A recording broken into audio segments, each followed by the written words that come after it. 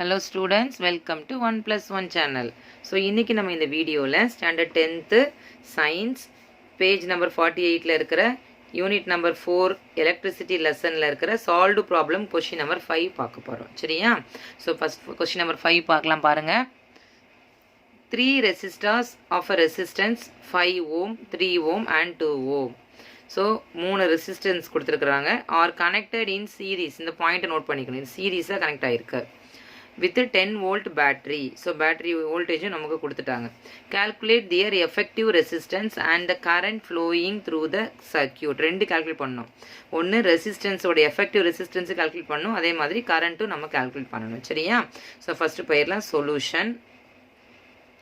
So solutionல நம்ம எழுத போகிறது given terms. So 3 resistance கொடுத்துருக்கிறதுனால நான் என்ன பண்ணுறேன் R1 is equal to 5 ohm.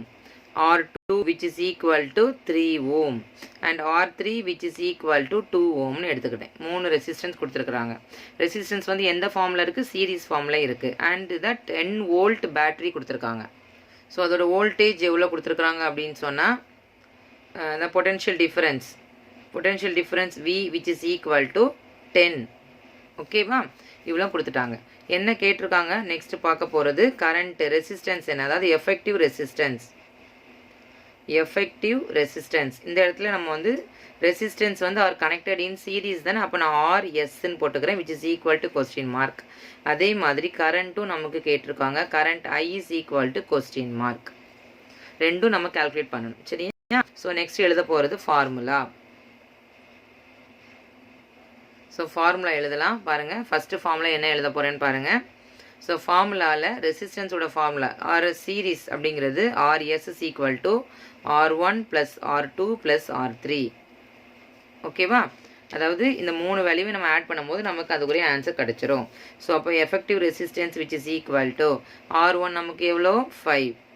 So 5 ohm plus 3 ohm plus 2 ohm. ஓகேவா? இது எல்லாத்தையும் நம்ம ஆட் பண்ணும்போது என்ன ஆன்சர் கிடைக்கும்? நமக்கு 10 ohm கிடச்சிருச்சு. ஸோ நமக்கு first effective resistance 10 ohm calculate பண்ணிட்டோம். ஃபஸ்ட்டு டேர்மு நம்ம கால்குலேட்டட். ஓகே. ஸோ நெக்ஸ்ட் என்ன கால்குலேட் பண்ணோமா? கரண்ட் கால்குலேட் பண்ணணும். நமக்கு தெரியும் கரண்ட்டு ரெசிஸ்டன்ஸ் வோல்டேஜ் கொடுத்துருந்தாங்கன்னா நமக்கு தெரிய வேண்டிய ஃபார்முலா ஓம்ஸ்லா. ஸோ ஓம்ஸ்லா ஃபார்முலா என்ன? V is equal to I into R. ஓகேவா? இதில் நமக்கு I வேணும். அப்போ I வேணும்னா என்ன பண்ணணும்? V divided by R. இப்போ சப்ஸ்டியூட் பண்ணுவோமா? RSன்னு எஃபெக்டிவ் ரெசிஸ்டன்ஸ். வியோட வேல்யூ நமக்கு கொடுத்துருக்காங்க 10 volt divided by 10 Om.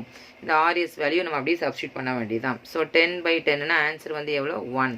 So current வந்து எவ்வளோ நமக்கு இந்த சர்க்கியூட்டில்? Current I which is equal to 1 ampere. That's all. Current I is equal to 1 ampere. Clear children? So easy question தான். சீரியஸ்னால் எல்லாத்தையும் ஆட் பண்ண வேண்டியதான். பேரலில் நமக்கு தலைகீழ ரெசிப்ரோக்கலாக எடுத்து பண்ணணும். சரியா? Thank you students.